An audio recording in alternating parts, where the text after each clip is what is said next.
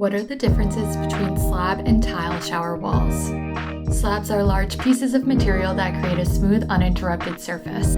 Tile are smaller pieces of material laid across a surface with grout used to fill in the gaps. The main difference between the two is their look. Slab is seamless and tile looks arranged. The benefits to tile is that it comes in many shapes and sizes and can be arranged in endless combinations. Since tile is so popular, stock and installation is widely available. The downside is that grout is difficult to clean. Dirt, water, and other particles often get caught in between tiles, and grout is prone to staining. Installation is a complicated, messy process that can get pricey as a result. The pros of slab are that it's easy to take care of and will last a very long time. The cons of slab are that design options are limited and delivery can be challenging due to slab's large size.